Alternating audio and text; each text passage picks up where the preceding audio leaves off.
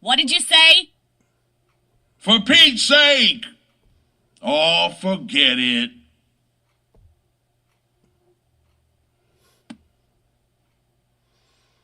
Whippersnapper. Well, back in my day...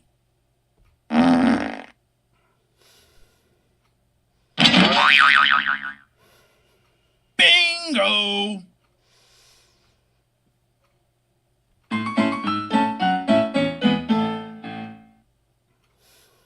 Wow!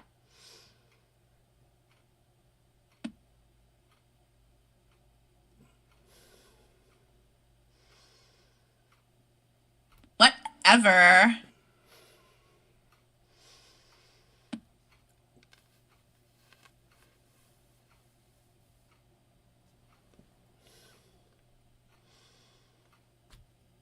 WTF?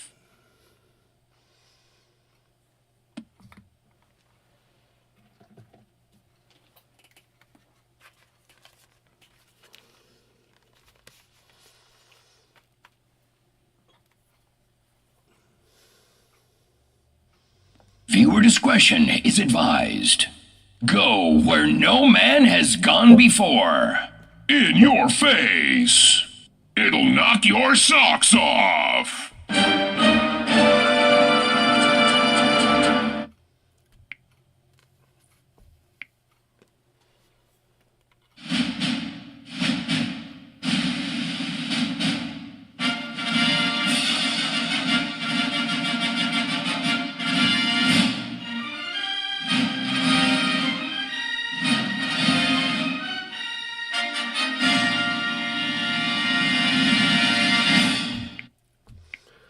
Broadcasting live from beautiful 50-degree rainy downtown Cleveland, it's station WDWL TV, home of not one, but 2 stars on the Hollywood Walk of Fame, and one of these, an Oscar.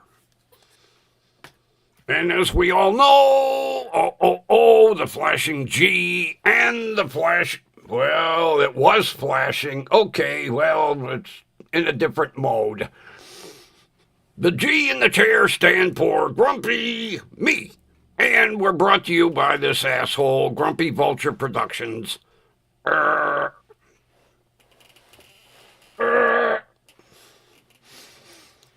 keep forgetting this chair's got these wings on it, and I can't get my arm back there. I'm still getting used to this thing. It's so comfy, I almost fell asleep today. Holy shit. I gotta quit putting the footrest out and leaning backwards. Yeah, I decided, I was like, oh, I'll just lean back and relax. And I was starting to fall asleep. I was like, oh, set the chair up. Whatever. Oh, okay, whatever. So, this goddamn cold, rainy weather, I mean, if this is the way the month of May is going to go, we're going to have a shitty summer. I can see it coming. It's cold, it's wet.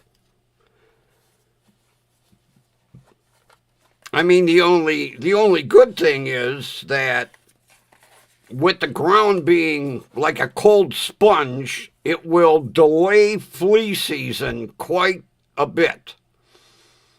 Because we get flea season about the end of June. And it pisses me off because neither of my cats leave the house. And every fucking summer, but of course, like Marianne said, the vet said, you bring them in on your clothes.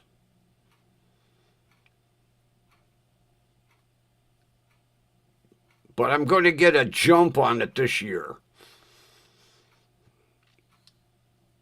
I've already ordered the flea drops, and I called Orkin and ordered a gallon of spray for the house, pet friendly. And as soon as the weather starts to warm up, I'm going to spray around the foundation, under the windows, the threshold for both doors,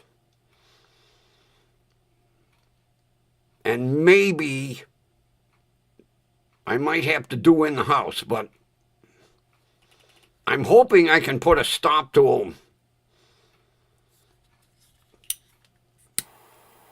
Because every frickin' year,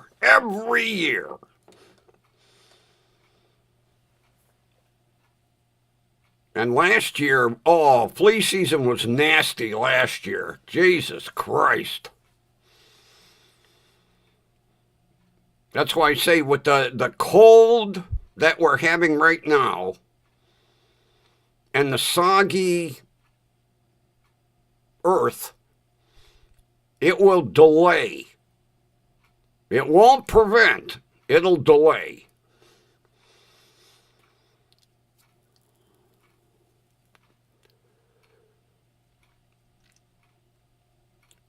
I'm getting a little pissed off because I've left 3 messages for that attorney and he hasn't called me back.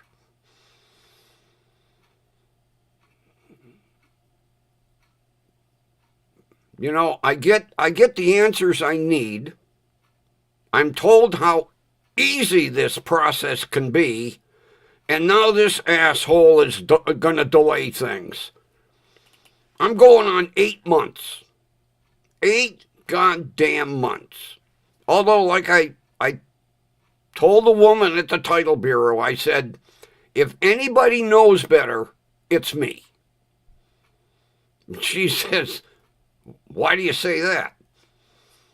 I says, because I spent 7 years at the title bureau when it was at 3rd and Lakeside, and I would preach to people, don't ever buy a car without a title. What do? Buy a car without a title. I mean, it has one. What exists? It's in Bill's hands. Can't do shit with it until we get this. See, first of all, this attorney, you know, when I had talked to him a couple weeks ago, give me a bunch of bullshit, you know. Well, you know, I'm just the agent for basically process serving. No. You were the number 2 man in a 2-man corporation. Just because the corporation no longer exists, the company still exists. Because the company has never been dissolved. The corporation has, the company hasn't. All I need is one little signature. That's it. Sign your name. Then go get lost. I'm done with you. I don't care about the other people that basically need to get titles. See, there's 3 of us.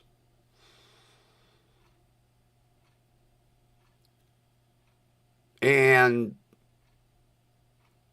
the other 2 people are just sitting around waiting because they're not driving the vehicles. I'm forced to drive the vehicle. So I'm the one that's pushing. After he signs my title, I'm going to say, hey, there's 2 other idiots. If you don't want to sign, let them file a court order. I'm not spending $250.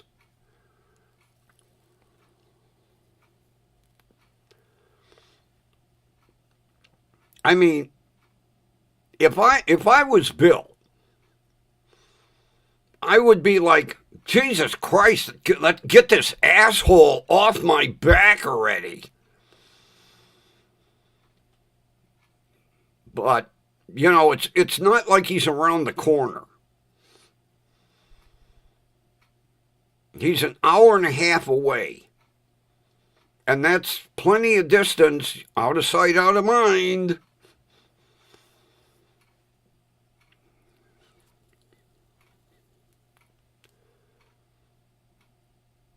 Christ, if the situation was reversed, I would be up that attorney's ass going, hey, this guy is bugging the shit out of me.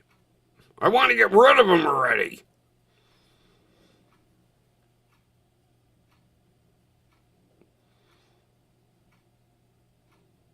Because what I'm going to do,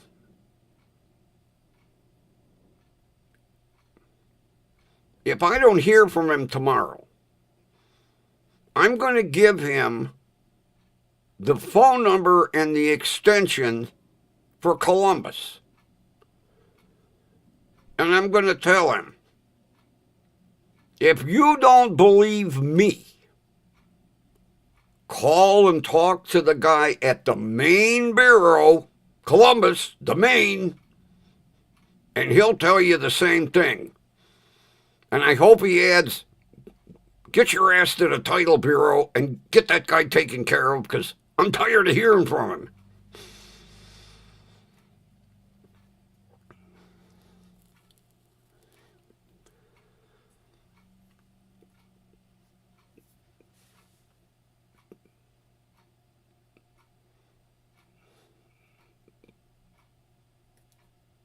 I'm getting burned out already. God, by the time I get the title, I won't even celebrate. I'll be like, gee, finally. But I want to see that license plate on the car. Right there. I want to see that license plate on the car. And I can't get that license plate until I own it.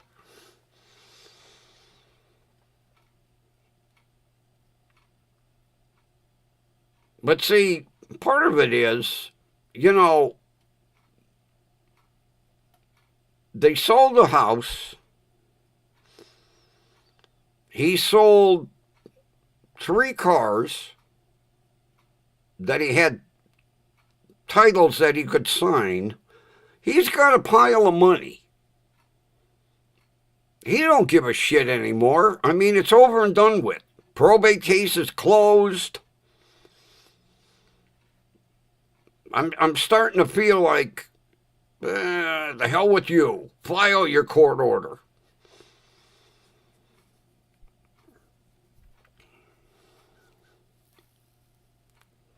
Because I told him, I'm not buying the Corvette until I have the title for this car.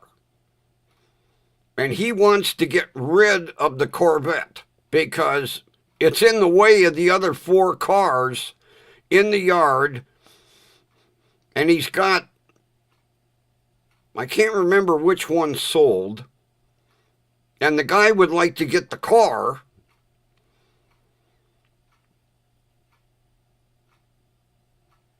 If you want the Corvette moved out of the driveway, start moving on the title here.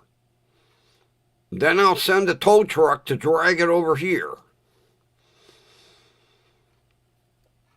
I should have my head examined for wanting to buy that thing.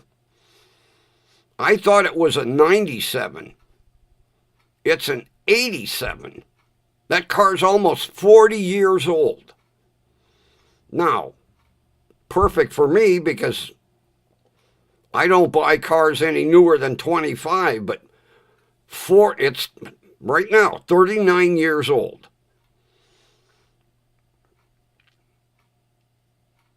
And it's a sad looking 39-year. It's showing its age, I'll tell you that.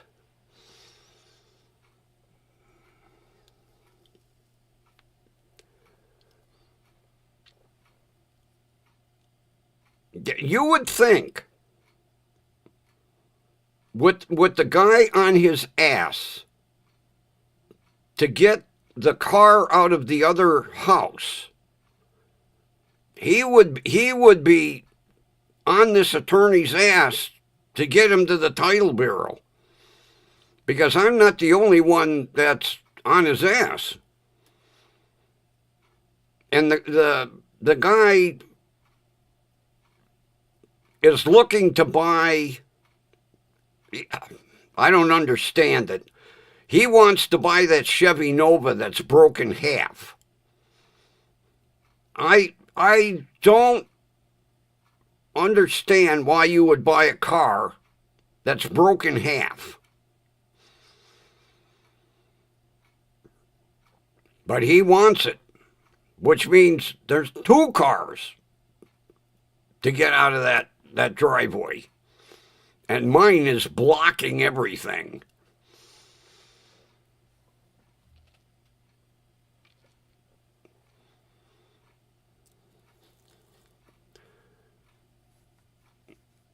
Yeah, although, like I basically said, I don't really, all that delaminated paint and delaminated clear coat don't bother me. I'm not restoring it. I just need it for a backup vehicle. Plain and simple. I mean, if push comes to shove, I can buy the wrap and do a half-ass wrap job on it.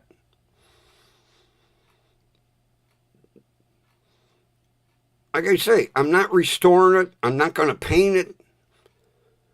I don't care what it looks like. I'm just going to drive it. And I won't even make it a daily driver. I've got a daily driver now. But it would be nice to have it running and be able to put the top down in good weather and drive around. I mean, that's the one thing with Corvettes. It's a C4, and they built a C4 for so many years. People don't know if it's an 87 or a 97 or I can't remember what the cutoff was for C5. All they know is, hey, oh, it's a Corvette.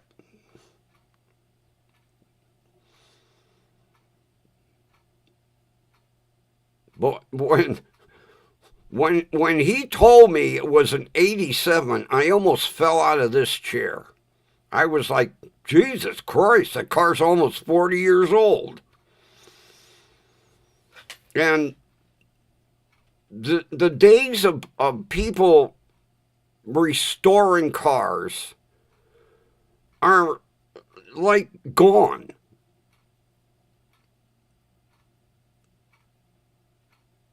It's not like back in my day when people grabbed anything and everything to restore.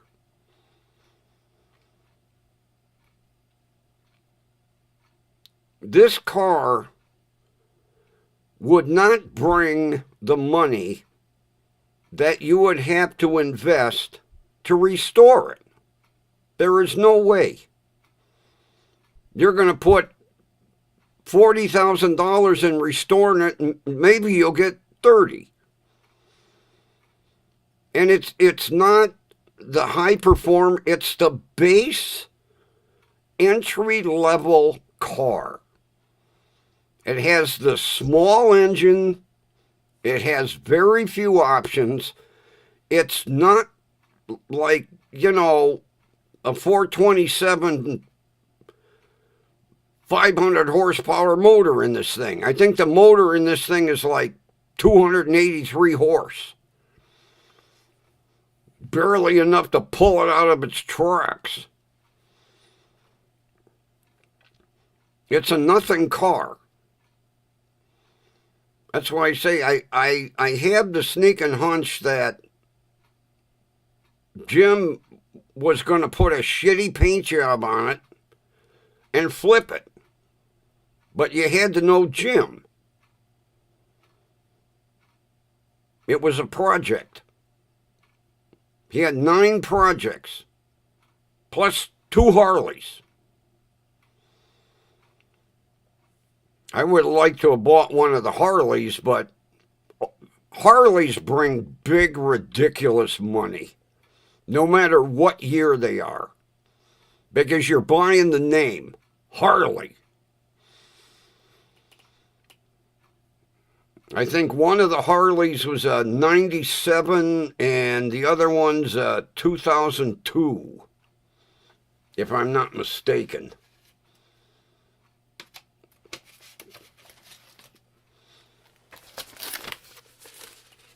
Somewhere I have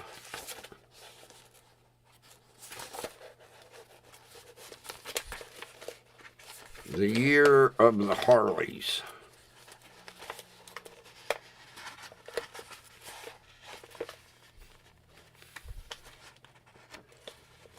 I got more paperwork than China's got rice. That's not it.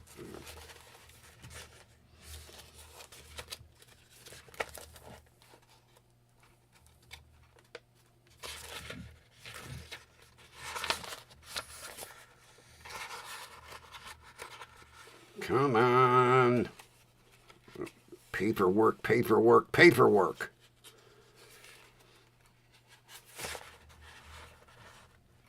That's not it.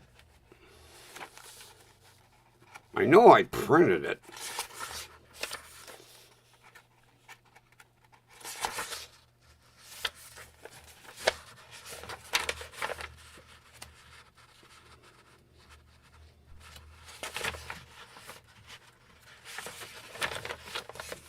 I know I printed it. I had the whole list of everything. The cars, the motorcycles.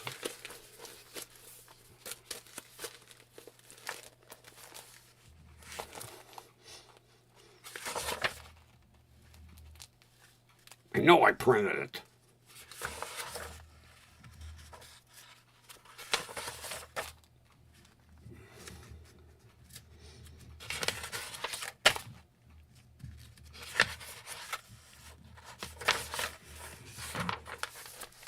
Now, where the hell did I put it? I had the whole list. I'm pretty sure 97 and a 2002.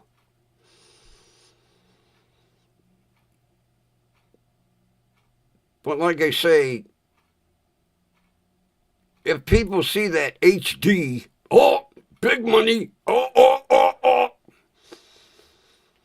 And neither one of them ran.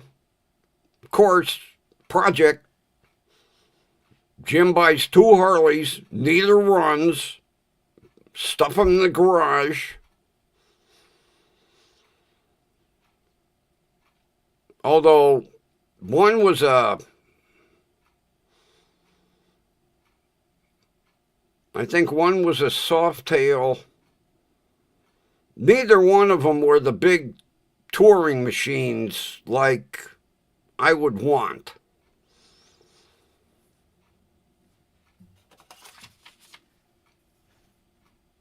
And I think Bill told me they're both at his house.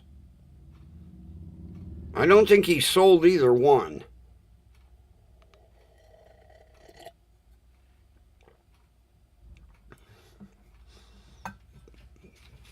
But they ain't gonna go cheap.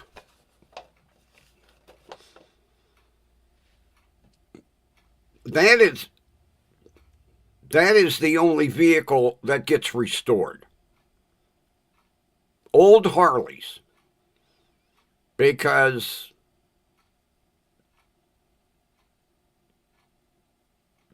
First of all, it's a Harley. And second of all, there are so many shops, even today, that sell all types of aftermarket parts. As a matter of fact, about 10 blocks away is he's an engine builder. And Christ, he's got bikes and motors up the ass. That's the only thing that will get restored. This 40-year-old sad-looking red disaster ain't going to get restored. Oh, you'll love this. I ordered a tool bag off of Temu to put all my zip ties in. The tool bag comes today. I put all my zip ties in it, and I set it down over here on the floor.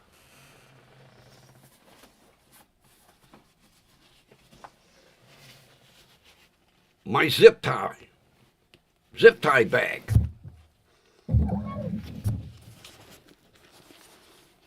It's full of zip ties already. I put the zip ties in it, and I set it down right here on the floor. Boots comes in, gives it a sniff, starts to rub against it, and next thing I know, he's sleeping across it. I don't know what it is. I played hell getting him away from it. I don't know what that bag is made out of. He immediately decided to take a nap on it.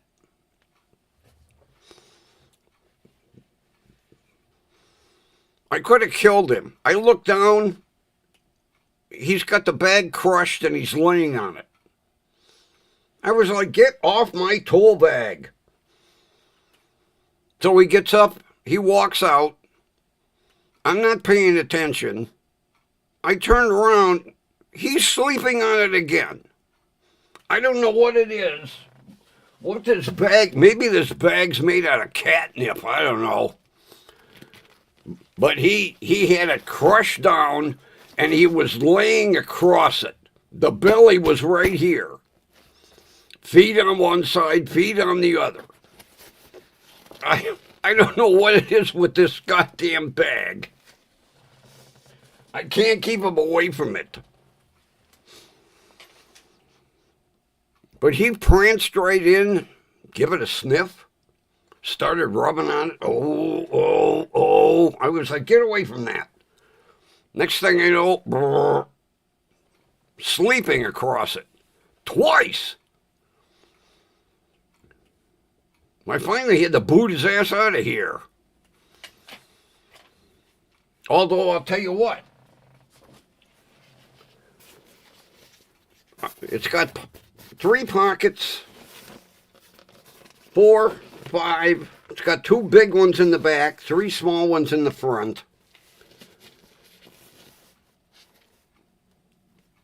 It's 13 by 8 by 10, I think, are the dimensions. $6. Very good quality. It has all my zip ties in it. I'm waiting for my tools to put my zip tie tools in the pockets. Well worth $6. Good old Temu.com. And today, I bought a car wash brush. Now, I bought a car wash brush 2 weeks ago. Extendable handle, and it's a microfiber-like mop. I washed the car, did a wonderful job. Today, I spot one. It has twin heads, and it articulates. So basically, if you come down the fender, it'll wash the top of the fender and the side of the fender, and it'll get like up the A pillar, down the C pillar.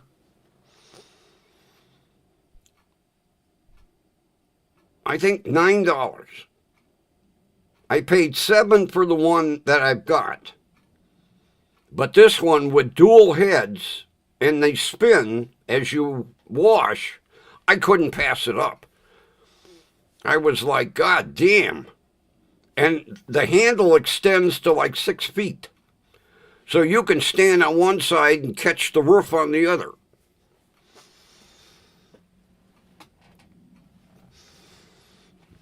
Yeah, boot seal of approval.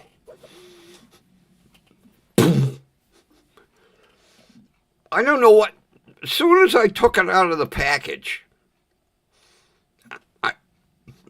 I was checking it out, and he must have got a whiff of it, because he come trotting in here like. So I went out in the box in the living room, and I put all the packages of zip ties, and I set it down.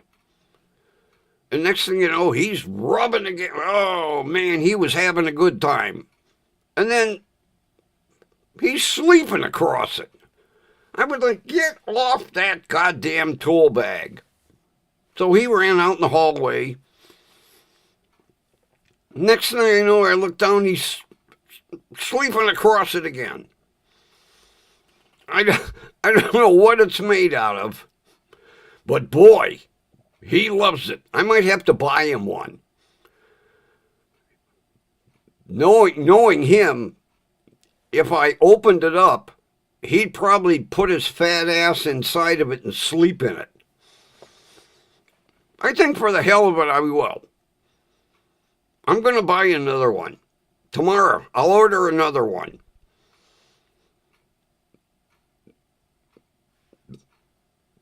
Because he goes crazy anytime I get something in a box. Whether it's a big box or a little box, he sticks his ass in it. It was a riot. I got something, the box was maybe 10 by 10 by 6.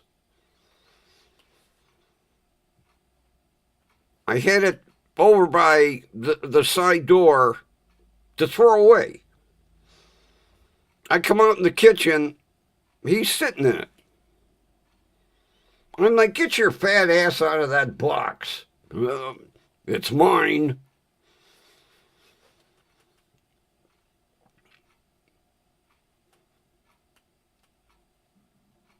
It's amazing. Cats have this box. I'll get in it one way or another. Anytime I get a box, if I put the box down, fat ass is in the box. But this bag today was a riot. He just laid right across it.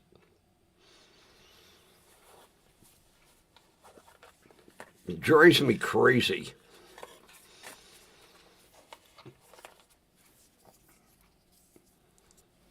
Now, we're not going to dwell on this because it's a shocking and a sad subject. I read a detailed report today. In the morning, I do a lot of reading. I go through every goddamn news story on AOL, and then Bing, stupid name for Microsoft, Bing.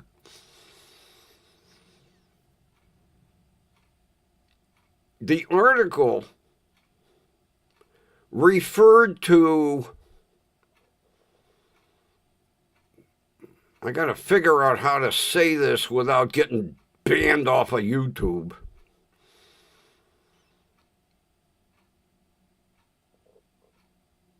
a male placing his hand under a female's chin during adult activity. And supposedly, when the hand applies pressure on both arteries, it supposedly enhances the outcome. I think that's clean enough for YouTube. Well, due to this adult activity, 3 to 5 females are given a dirt nap monthly.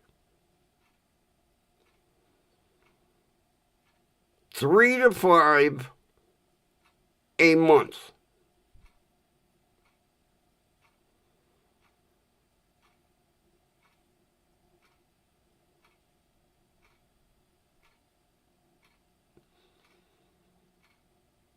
And it is considered the big M in almost every state.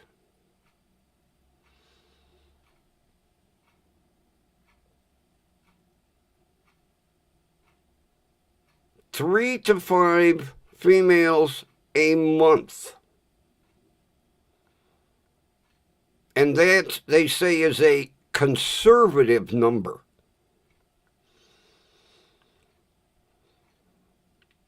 Who the hell came up with this? And what female in her right fucking mind would say, oh yes, squeeze my throat?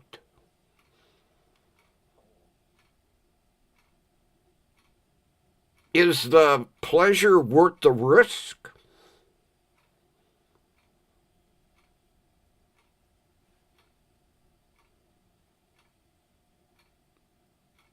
And right now, there are 2 females on extended life support. And basically, the attorney for the defendant would like the parents to disconnect the device.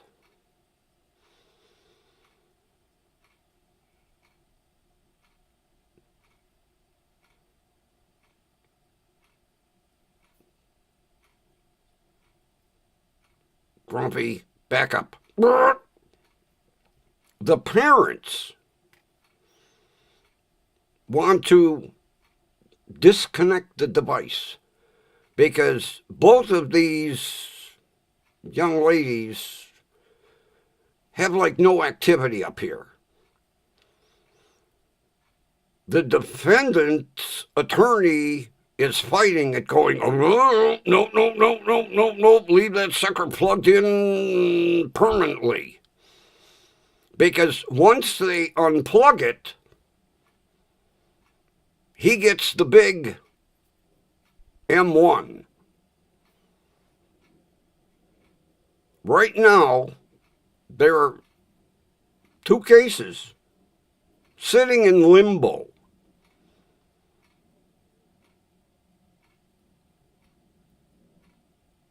The one has been on life support for like 4 years. And there's a big brouhaha going in court because the parents are like, hey, we should have unplugged the device 4 years ago. But if they unplug that device, her ex-boyfriend gets the big M1. Right now, I couldn't get information on the second one. He's been out on bail for 4 years.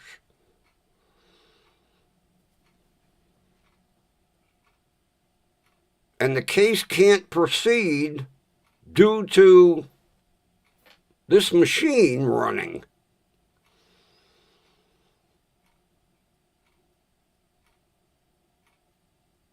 And of course, you know, every month the parents are having to shell out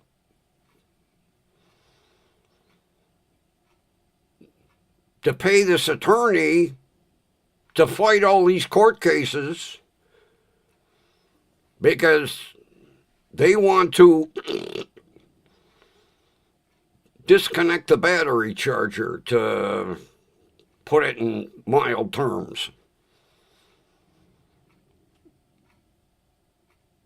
And the attorney for the ex-boyfriend is filed case after case after case. I don't know how far I don't think it's gone to the Supreme Court yet, but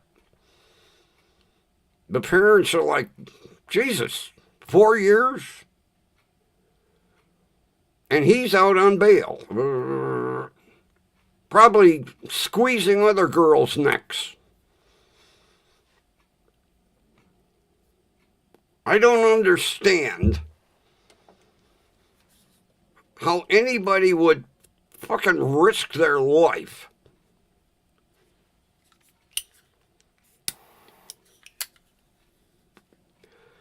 and the 3 to 5 a month, they say, is very conservative because a lot of these cases don't make it in the news. They might local news, you know, but national. So the report that I read said it could be up to 20 a month because so much of it is unreported.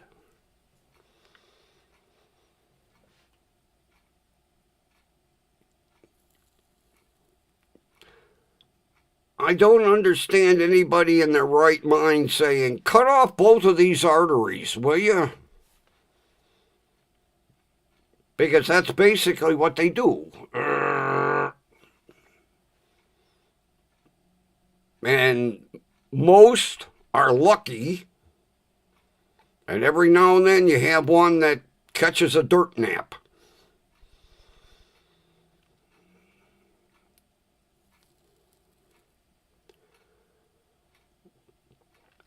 Today's society, Jesus.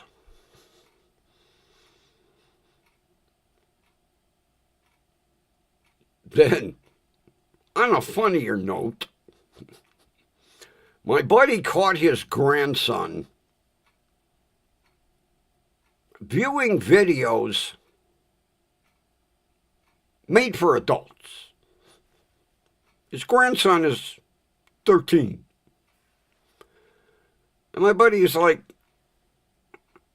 how did you get in that site to watch them videos? And he says, oh, Grandpa, I'll show you. He exited out. He brought the site up, and it said, I am 18, enter. And then the other box says, I'm not 18, exit. So he clicked, I am, and the site opened up.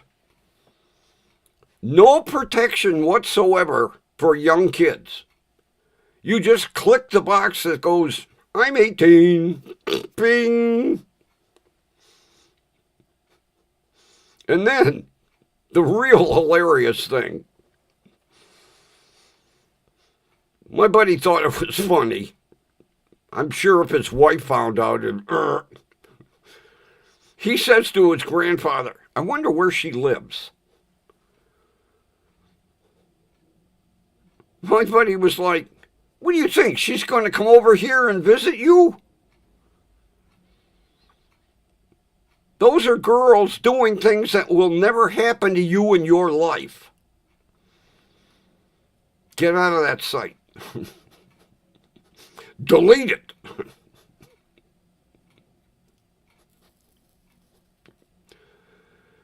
Yeah, I wonder where she lives.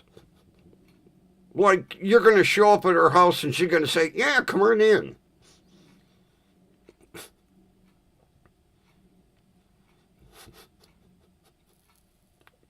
I had a good laugh out of it. I was like, you didn't bitch him out? He said, I was watching him at 12. I didn't have the nerve to tell him no. But I told him, don't let Grandma know. And stay out of that site. But no proof. You don't have to prove your age. You just click the box, he said. I didn't go to the site because I got better things to do.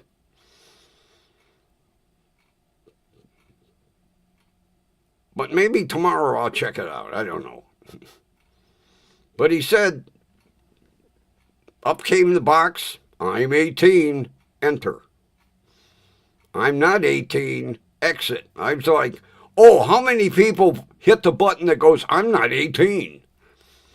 Nobody.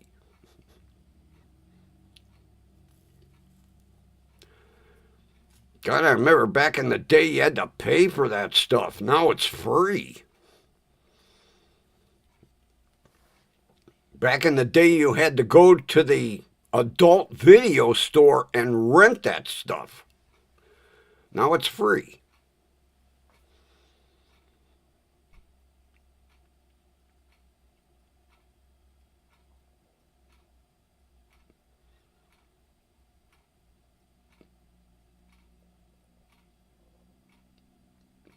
I told him, I said, you better check his browser history every time he goes home.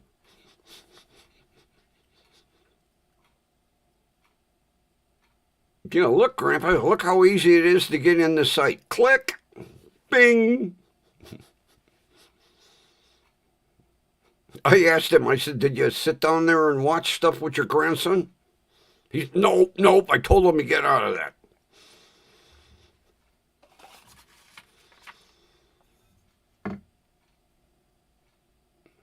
I got my wonky cup. I made 2 batches of coffee so I could fill the cup.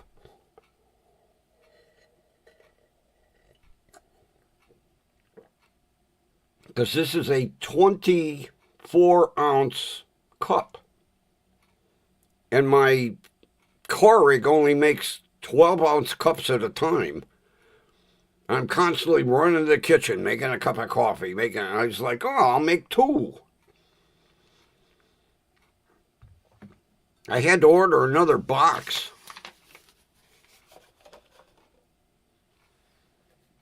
What a bargain. It's, I'll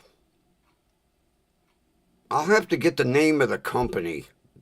The brew is called Pacific Bold. And it is bold. And for $35, you get 120 pods.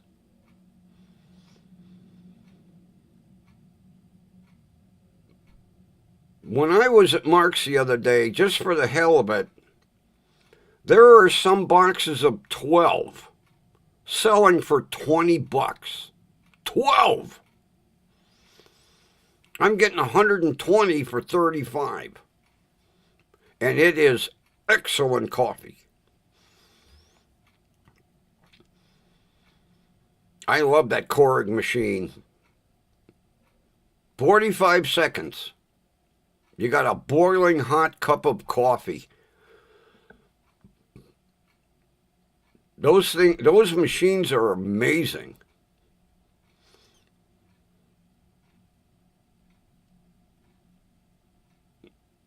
The only thing I can figure is evidently there must be almost boiling water in that machine at all times. Because as soon as you push the button, you got boiling water, boiling hot coffee coming out of that machine. I love it. It's just a pain in the ass filling that tank all the time. Although I still haven't. Yeah, I was going to buy that pump and get me a 5-gallon jug of pure water. Because Cleveland's water, talk about hard water, it's hard enough to chew. And it screws up the heating mechanism because the lime or the alkali or whatever's in our water, cakes on the heating mechanism. And I was going to get a 5-gallon jug and buy one of them electric pumps off of Temu for $4. And that way I could have clean water. Oh man, in the summer, when you run the water in the sink, it's got an odor to it. The chlorine odor is enough to knock you out. Because Cleveland draws water out of Lake Erie.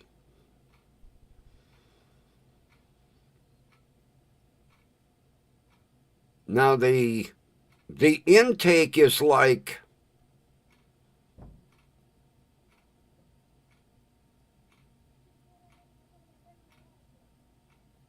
I think they said it's like 3 miles out into the lake or 5 miles out into the lake. Because that's supposedly where the better water is. But no matter what they do, in the summer, it just, the chlorine smell that comes out of this water. I could understand why people don't drink it. I think I'll put that on the list. Besides buying a second, let me make a note. Besides buying a second tool bag, buy water pump.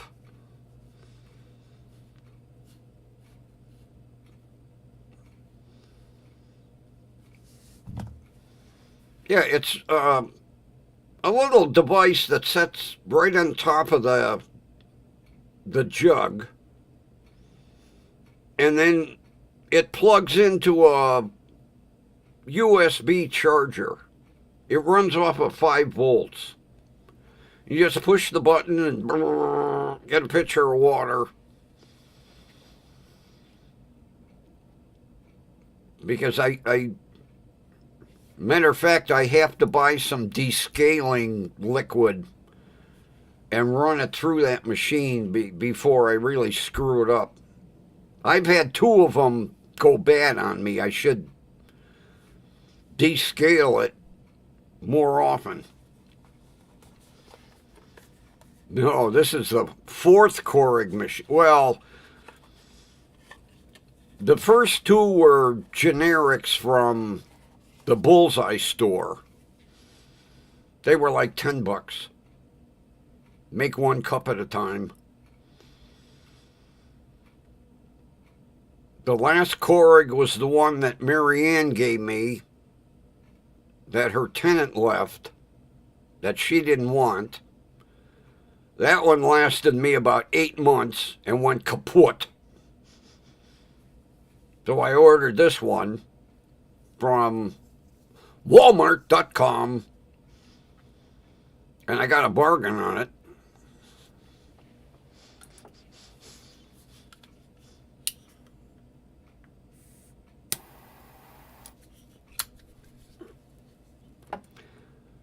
But they tell you like every 3 months to descale the machine. I have yet to descale this machine. So I think maybe order Corrig descaler liquid.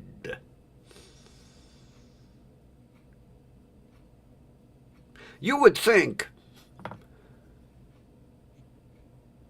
you buy the machine, you would think that they would send you like one little bottle, enough to descale it once, to kind of get you into the mode of descaling. No.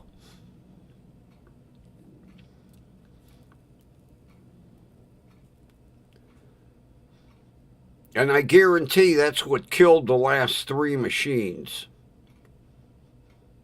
Because it scales the heating element and then it interrupts something. All I know is the last machine, I pushed the button and nothing happened. I was like,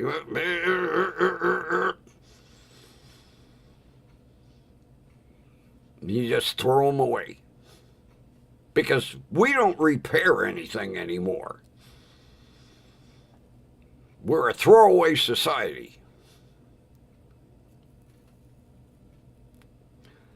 Oh, did you happen to check out them videos?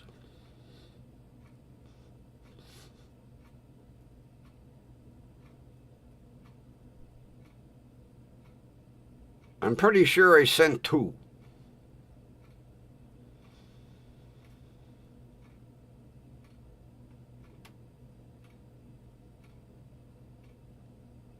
Yeah, I did send 2. Especially the one on the terminal tower. God, that one with the old arcade, oh my God, did that bring back memories. There was a restaurant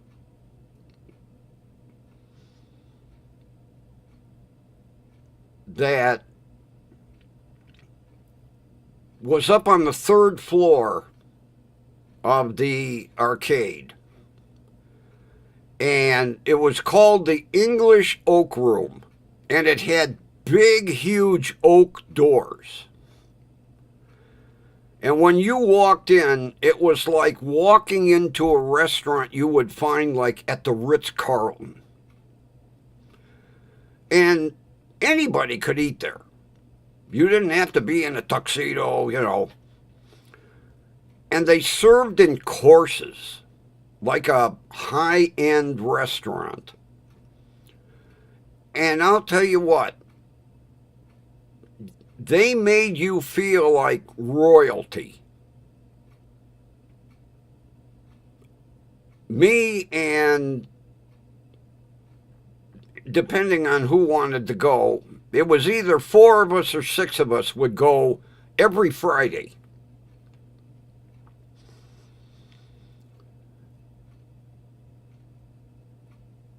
And we would kind of tell the waitress, speed the courses up, because we only got an hour. Because basically, it would take you like 2.5 hours to eat the way they served. And the waitresses were in formal attire. The guys were in tuxedos.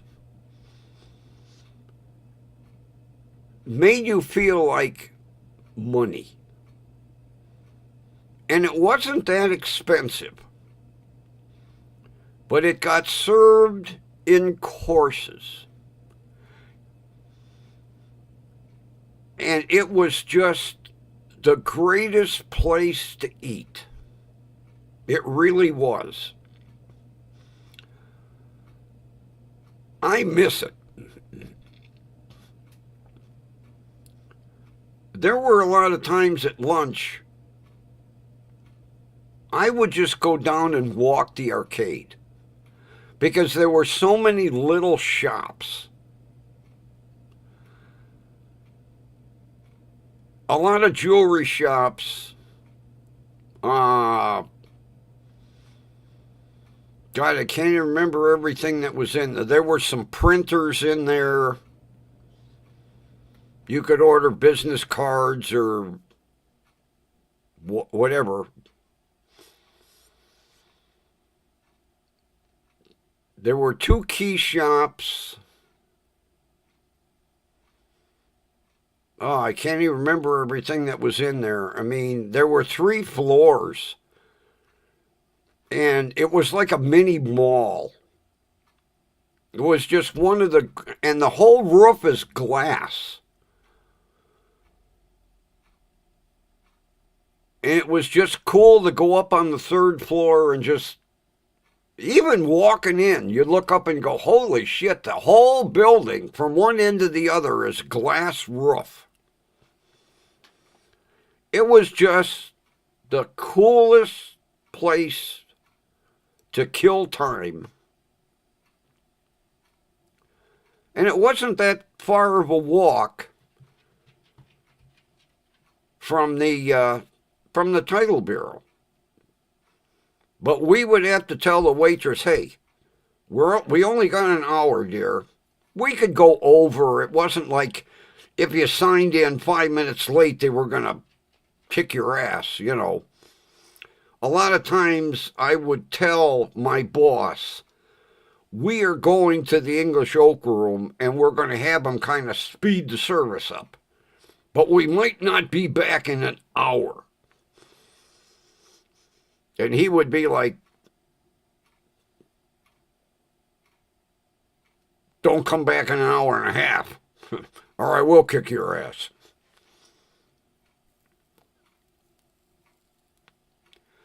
But it was a great place to... a lot of times, we would just go to walk around. Walk down to the arcade and just see what was in there. Of course, the girls liked the jewelry shops, you know. No, I ain't buying that. Get out of here, you know.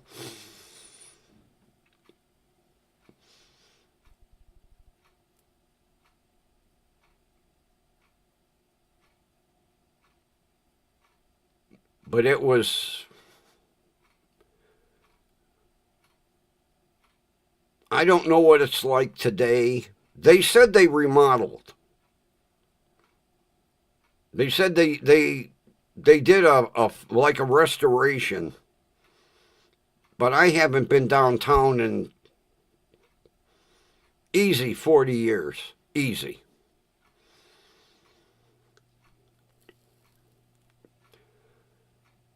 It would be a neat place to visit again.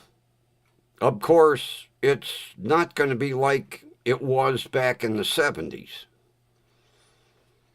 But it would be cool to walk through there again just to see what the place is like.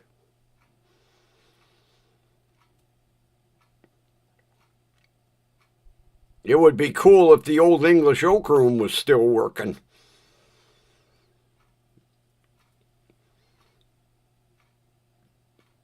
And at lunchtime, you didn't need a reservation at lunch. For dinner, you did. But you'd walk in the door and you would be greeted by a guy in a tuxedo, you know. And they just made you feel... And we were all teenagers.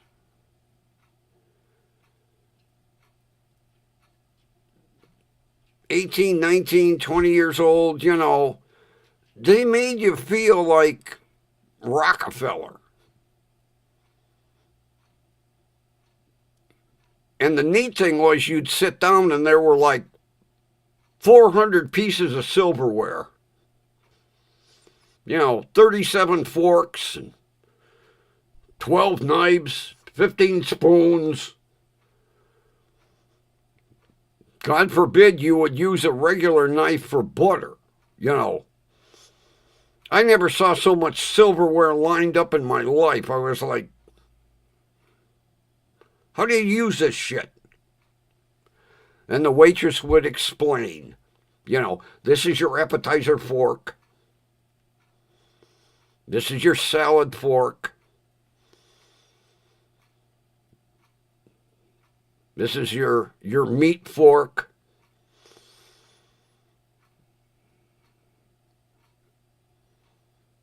This is your butter knife.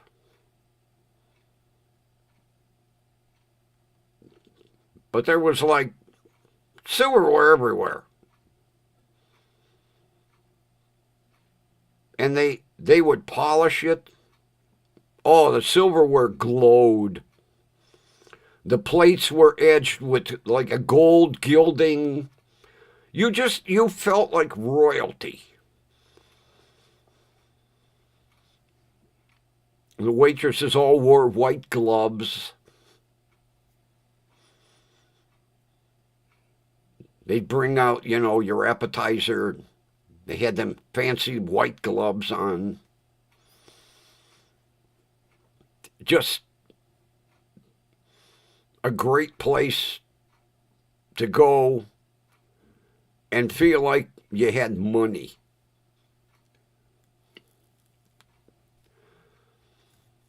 And like I say, it wasn't that expensive.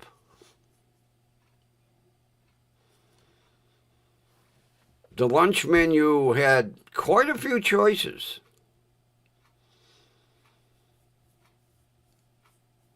But we would go there every Friday.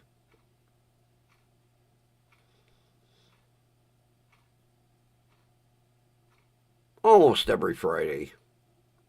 And sometimes there'd be 4 of us, sometimes there'd be 6. But it was cool to be greeted by, the maitre d' in a tuxedo. They didn't look you up and down like, you ain't got 2 nickels to rub together. What are you doing here?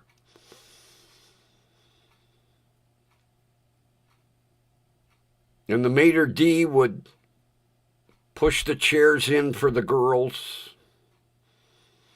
We had to push our own chairs in. The girls would go to sit down and they'd be right behind him.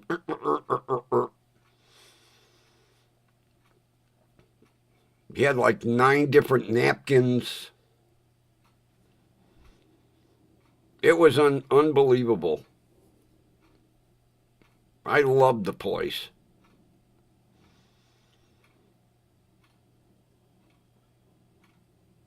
I remember telling some friends, we had lunch today in the English Oak Room. And they'd look at you like, what? How did they let you in there? They let anybody in.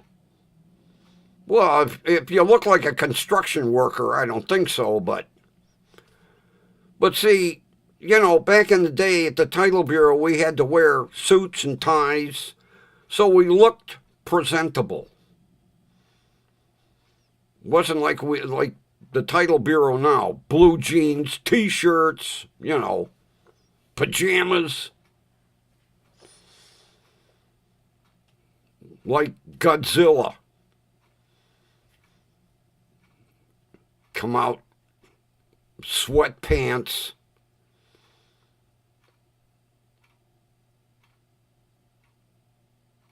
Some old goofy looking top.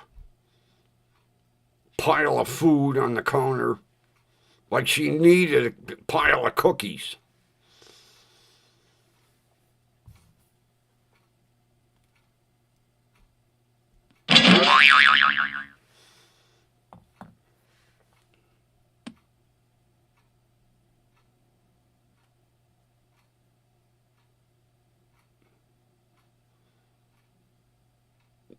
Yeah, she came out to turn her computer on, eating a sandwich.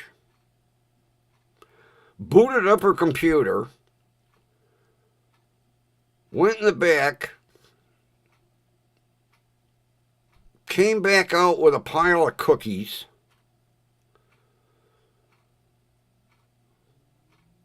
And I don't know how her ass fit on the chair. I really wanted to talk to the head of the bureau and say, this place is disgusting. Now, I know dress codes have changed over the years, but you're serving the public. You should look the part. I don't know, maybe it's because we were forced to wear suits and ties that I feel that way. But I know, customers walking in, everyone looked dignified. Godzilla looked like she fell out of a dumpster.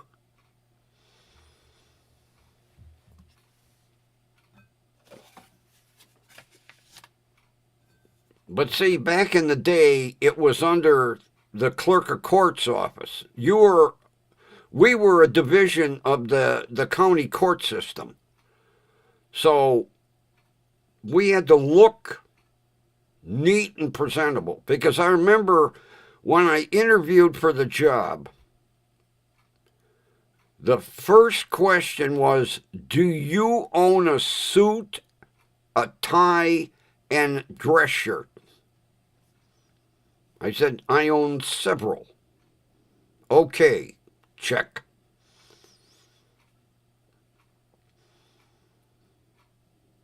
And while I was working there for 7 years, there was a clothing shop on West 6th that sold remarkably inexpensive suits. You would go in, you would pick out a suit, the tailor would come out and measure you, and they'd tell you it'll be ready in 3 days. You go back in 3 days, try it on. If it needed an adjustment, you had to wait another 2 days. But 90% of the time, when that tailor measured you, you put that suit on, it fit like a glove. And the suits were cheap.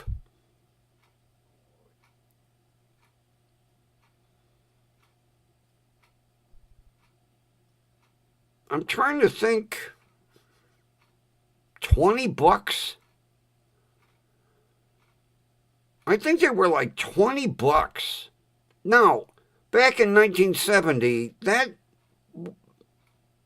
wasn't really super cheap. But to get a custom tailored suit, and they were all 3-piece, every suit had a vest. Dress shirts were like $5, ties were $2 to $3. And a $3 tie was a silk tie. This had to be some kind of factory outlet.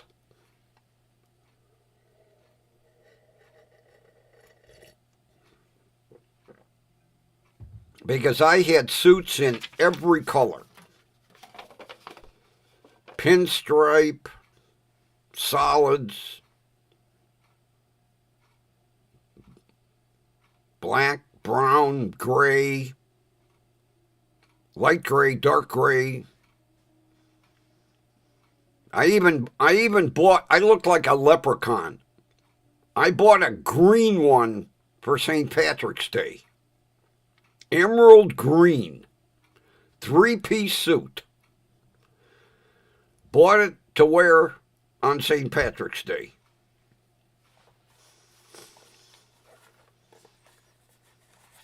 And they were, I mean, it was good material. It was amazing for the price. Because me and a couple of guys, they'd say, hey, I'm going down to order a suit. All right, I'll go with you.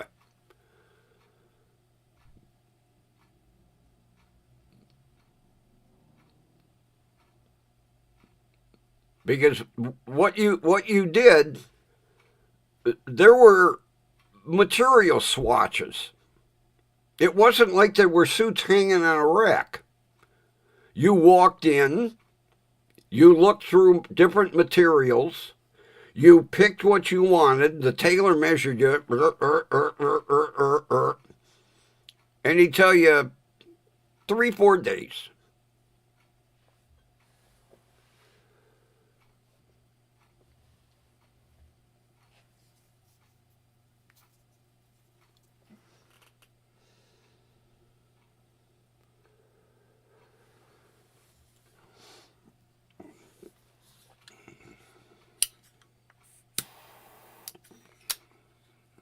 Yeah, we're not sticky on grammar here. Spell it phonetically. We don't care. We know what you're saying. Bureau is not an easy word to spell because it doesn't look the way it sounds.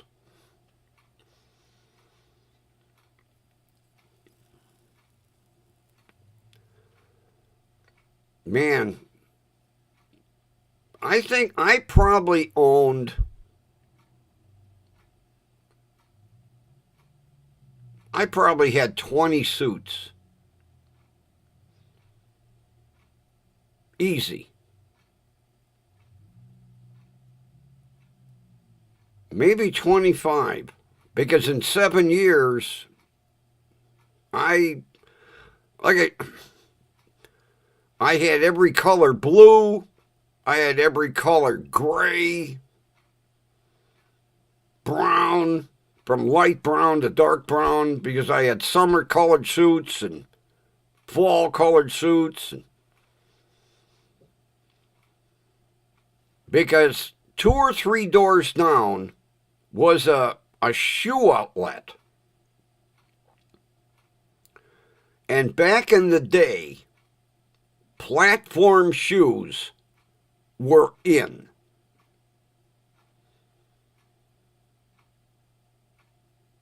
And I had platform spats. Black and white, blue and white, gray and white, platform spats.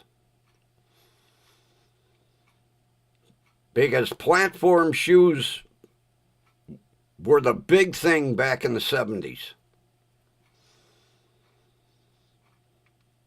I probably had 8 pair of shoes.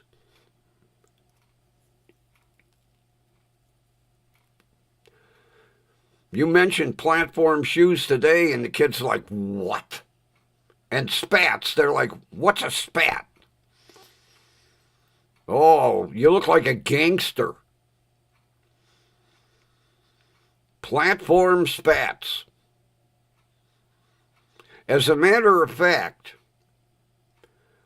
I bought a pair of emerald green and white spats to go with the emerald green suit for St. Patrick's Day. I look like a giant leprechaun. All the women laughed their ass off when I walked in the door. Because they knew if anybody was going to come in looking like a leprechaun, it was going to be Grumpy.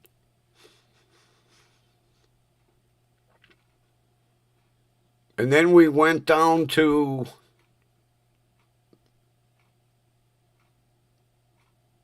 where did we get our corned beef sandwiches at? Barrister's. There was a restaurant called Barrister's. And we went there for corned beef sandwiches because Slyman's was too far away. Yeah, there was a hole-in-the-wall restaurant called Barristers.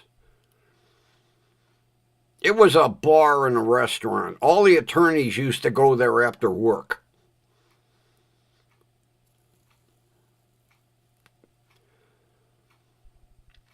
Yeah, good old Barristers.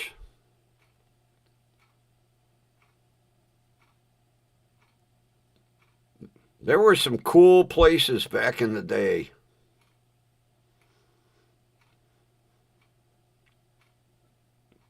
Because there was oh, what the hell was the name of that? There was a Jewish sandwich shop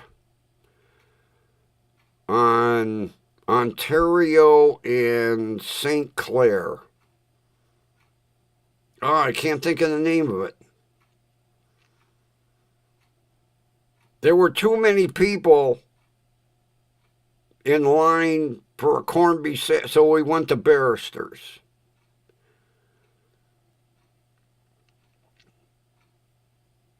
Oh, I can't remember the name of that little deli. Little hole in the wall. But back in the day downtown, there were tons of little hole in the wall places.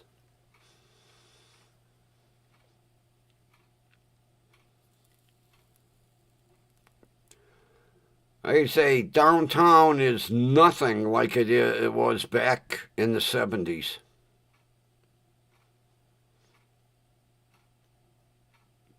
I remember when the cigarette companies would be up on Public Square, and there would be usually two girls, one on one side of the square, one on the other, and they used to pass out samples of cigarettes, and they were little itty-bitty 4-packs. You'd walk by, they'd say, oh, cigarettes, try these, you know. And we would just continue walking in a circle until I got like a pack. Because the girl would be like, this is like the third or fourth time you come by. Just give me my 4-pack. You got tons of them in that box. You used to get free cigarettes. Whatever, say Newport came out with a different cigarette. It was a 4-pack. Little itty bitty pack of cigarettes. And they didn't ask you your age. They could give a shit. Here, you know, how old are you? 3? Okay, here's one for you. And, you know, I tell kids about this today, and they're like, are you losing your mind? That they gave cigarettes away and they didn't ask you for an ID? And the girl had like 10,000 in a box, you know, they were just here. But we would, as a matter of fact, the girl that was usually with me, she didn't smoke. So I tell her, hey, grab them for me. And we just keep walking in a circle. I'd have pockets full of 4-pack cigarettes. Take them back, throw them in my desk drawer.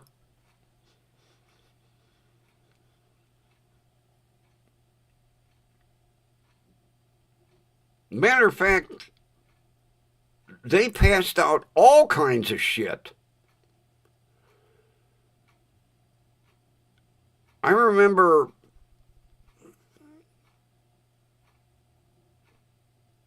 was it Excedrin? I think Excedrin. They had them little tiny metal tins. There were like 6 pills in a tin. God, I wish I had them tins today. Those suckers would be collector's items. They were just little metal tins. Then they'd be, here, have some Excedrin there, or have Tylenol, or whatever the fuck.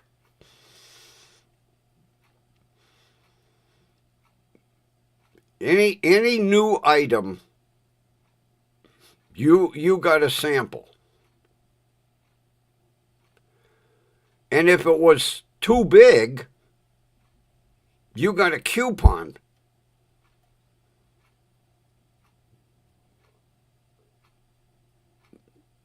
Say like cough syrup. You got a coupon for a free bottle. Now, they were kind of stingy with them, you know. But the second or third trip around, the girl was like, hey. But Public Square was a great place to go to get freebie shit.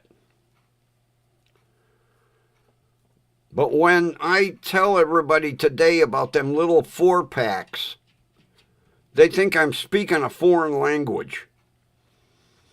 They didn't ask you your age, ID. They there. Did you get a pack here? This is your 8th time around. Just give me the cigarettes.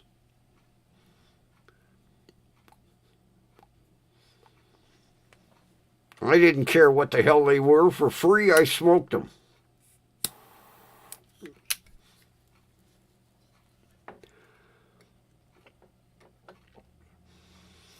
And then there was a guy whose brother owned a cigarette and cigar vending company. And you could order a box of cigars with your name on them. He would take orders. And most of them were like, they looked like a log, you know, they're big stogies. Because we could smoke in the office. So I would order a box, you know, have my name on the cigars. Here, did you get a Grumpy Deluxe? No? Here you go, have one. Have a cigar about a foot long, you know. Oh, a Grumpy Deluxe. You could get anything on well, you couldn't cuss or swear, but whatever you wanted, like a lot of times they would order, you know, like if somebody had a baby, you know, it's a boy, it's a girl. They'd be passing them out. But you could get your name on the goddamn cigars. Your own private stock.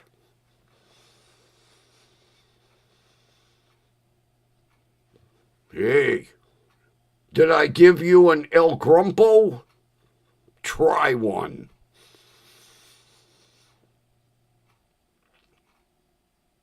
I had more goddamn cigars with my name on them. Because you could order any size. You could get what they called the blunts, or you could get the big long stogies. And you'd have them like in a week. You'd order them, and a week later, you'd have your box of El Grumpo Deluxes, you know. And they weren't bad cigars. I mean, they weren't something that an aficionado would smoke.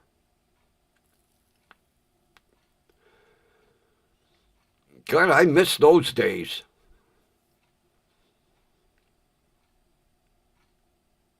Get a box of cigars for like $5. They were cheap.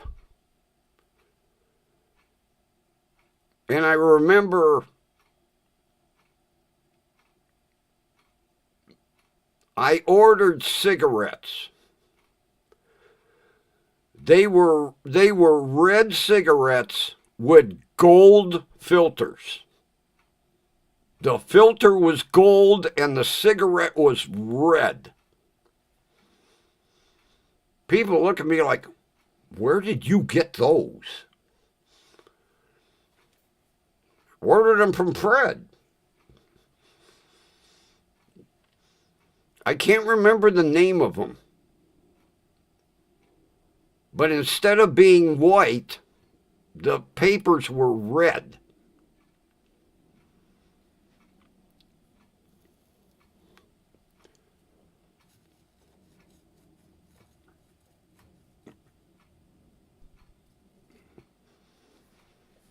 Talk about, here, have a cigarette. Oh, gold filters? Yeah, light one of these up.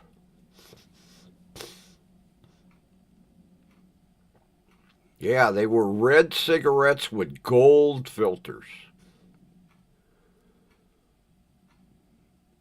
They were cool.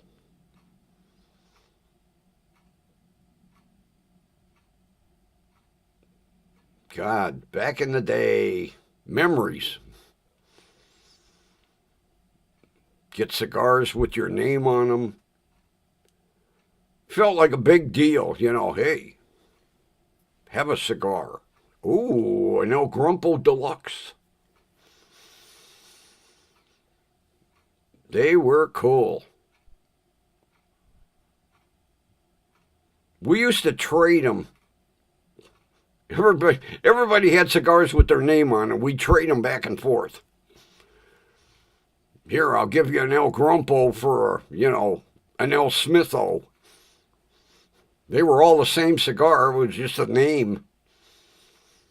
And the neat thing was, the bands looked really expensive. It was a gold band. It had your name on it, you know. Your name was on the box.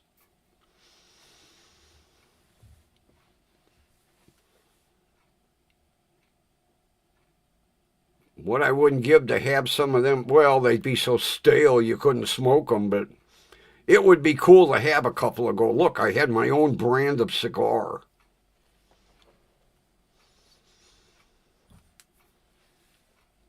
The good old days.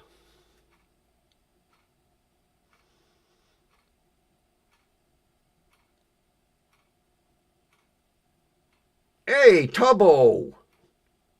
Get away from that tool bag. Get away from it. It's not yours, it's mine. Comes right in, nuzzles the tool bag. Get away from that tool bag. I'll beat your ass. Bad enough you were sleeping on it. Get away from that tool bag, you fat thing. I don't know what it is. He just... I know you're hungry. Get away from my tool bag. It must be made of something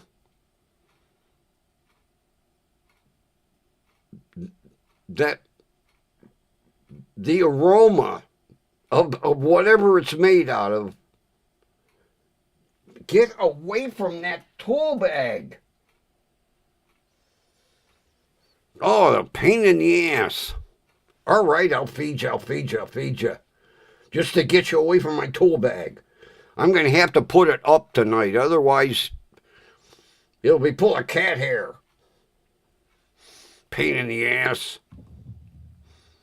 That's it, I'm through. All right, people. I have to feed the walking gut here. Otherwise, he's going to be sleeping on my tool bag again.